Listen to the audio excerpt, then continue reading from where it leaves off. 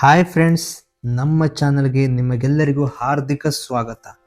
ನಿನ್ನ ಜೊತೆ ನನ್ನ ಕತೆ ಧಾರಾವಾಹಿಯ ನಾಳಿನ ಸಂಚಿಕೆಯಲ್ಲಿ ನಡೆಯಲಿರುವ ಘಟನೆಗಳು ನಿಜಕ್ಕೂ ಪ್ರೇಕ್ಷಕರಿಗೆ ದೊಡ್ಡ ಶಾಕ್ ಕೊಡಲಿದೆ. ಈ ಸಂಚಿಕೆಯಲ್ಲಿ ಹಲವು ಟ್ವಿಸ್ಟ್ಗಳು, ಸಸ್ಪೆನ್ಸ್ ಹಾಗೂ ಭಾವನಾತ್ಮಕ ದೃಶ್ಯಗಳು ಸಹ ಇರಲಿವೆ. ಹಾಗಾಗಿ ಈ ವಿಡಿಯೋವನ್ನು ಕೊನೆಯವರೆಗೂ ನೋಡಿ. ವಿಡಿಯೋ ಇಷ್ಟವಾದರೆ ಲೈಕ್ ಮಾಡಿ, ಚಾನಲ್ಗೆ ಸಬ್ಸ್ಕ್ರೈಬ್ ಮಾಡಿ.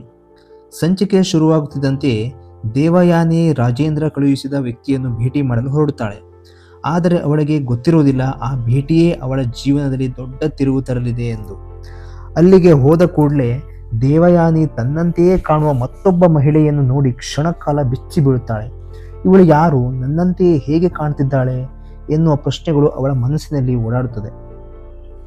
ಇದೇ ಸಮಯದಲ್ಲಿ ದೇವಯಾನಿ ಮನಸ್ಸಿನಲ್ಲೊಂದು ಅಪಾಯಕಾರಿ ಪ್ಲಾನ್ ಕೂಡ ನಡೆಯುತ್ತಿರುತ್ತದೆ. ಶಾರದಾಳನ್ನು ಯಾವುದೇ ಕಾರಣಕ್ಕೂ ಬದುಕಿರಲು ಬಿಡಬಾರದು ಎಂದು ನಿರ್ಧಾರ ಮಾಡಿರುತ್ತಾಳೆ. ಯಾಕಂದರೆ ಶಾರದಾ ಸತ್ಯವನ್ನು ಹೊರಗೆ ತಂದರೆ ಭೂಮಿಗೆ ದೇವಯಾನಿಯ ನಿಜವಾದ ಮುಖ ಗೊತ್ತಾಗಬಹುದು.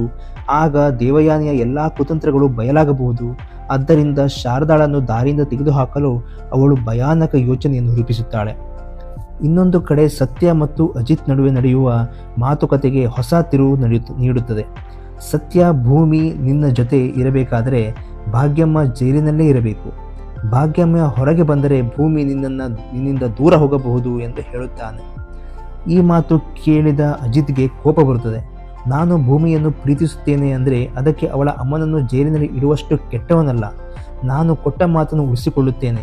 ಭಾಗ್ಯಮ್ಮನನ್ನು ಕಾನೂನುಬದ್ಧವಾಗಿ ಬಿಡುಗಡೆ ಮಾಡುತ್ತೇನೆ ಎಂದು ಖಡಕ್ಕಾಗಿ ಉತ್ತರ ಕೊಡುತ್ತಾನೆ. ಆದರೆ ಈ ಮಾತಿನ ಅರ್ಧ ಭಾಗ ಮಾತ್ರ ಲಕ್ಷ್ಮಕ್ಕನ ಕಿವಿಗೆ ಬೀಳುತ್ತದೆ.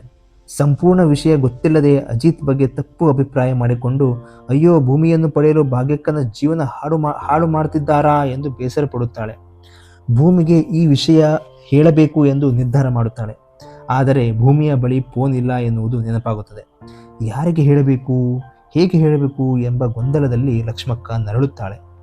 ಅತ್ತ ಭೂಮಿ ಕೂಡ ಒಬ್ಬಳೇ ಕುಳಿತು ತನ್ನ ಮನಸ್ಸಿನ ಜೊತೆ ಮಾತನಾಡುತ್ತಿರುತ್ತಾಳೆ. ನಾನು ಆ ಮನೆಯಿಂದ ದೂರ ಬಂದಿದ್ದೇನೆ, ಆದರೂ ಆ ಮನೆಯ ನೆನಪು ಯಾಕೆ ನನ್ನನ್ನು ಬಿಡುತ್ತಿಲ್ಲ, ಅಜಿತ್ ಅವರನ್ನು ಮರೆತುಕೊಳ್ಳಲು ಯಾಕೆ ಆಗ್ತಿಲ್ಲ ಎಂದು ಕಣ್ಣೀರಾಗುತ್ತಾಳೆ. ಅವಳ ಮನಸ್ಸು ಒಂದು ಮಾತು ಹೇಳಿದರೆ ಹೃದಯ ಇನ್ನೊಂದು ಮಾತು ಹೇಳುತ್ತದೆ.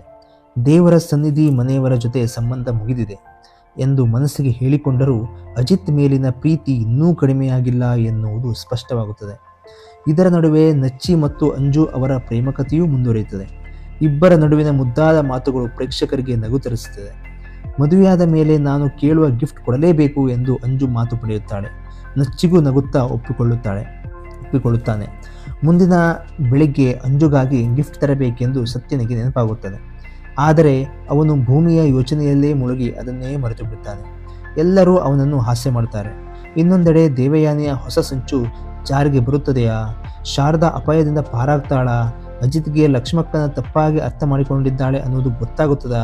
ಭೂಮಿ ಮತ್ತೆ ದೇವರ ಸನ್ನಿಧಿ ಮನೆಗೆ ಮರಳುತ್ತಾಳಾ? ಈ ಎಲ್ಲ ಪ್ರಶ್ನೆಗಳಿಗೆ ಉತ್ತರ ನಾಳಿನ ಸಂಚಿಕೆಯಲ್ಲಿ ಸಿಗುತ್ತದೆ. ಕೊನೆಯಲ್ಲಿ ಅಜಿತ್ಗೆ ಭೂಮಿ ಎದುರು ಕಾಣಿಸುತ್ತಾಳೆ. ಭೂಮಿ, ನೀನೇನಾ, ಬಾ ಮನೆಗೆ ಹೋಗೋಣ ಎನ್ನುವ ಮಾತಿನಿಂದ ಸಂಚಿಕೆ ಅಂತ್ಯದ ಕುತೂಹಲಕಾರಿ ಹಂತದಲ್ಲಿ ಮುಕ್ತಾಯವಾಗುತ್ತದೆ. ಈ ಎಪಿಸೋಡ್ನಲ್ಲಿ ಪ್ರೀತಿ, ಭಾವನೆ, ತಪ್ಪು ಅರ್ಥೈಸಿಕೆ ಮತ್ತು ದೊಡ್ಡ ಸಂಚು ಎಲ್ಲವೂ ಒಂದೇ ವೇಳೆಯಲ್ಲಿ ನಡೆಯುವುದರಿಂದ ನಾಳಿನ ಸಂಚಿಕೆಯನ್ನು ಮಿಸ್ ಮಾಡಿಕೊಳ್ಳಬೇಡಿ. ವಿಡಿಯೋ ಇಷ್ಟವಾದರೆ ಲೈಕ್ ಮಾಡಿ, ಕಮೆಂಟ್ನಲ್ಲಿ ನಿಮ್ಮ ಅಭಿಪ್ರಾಯವನ್ನು ತಿಳಿಸಿ.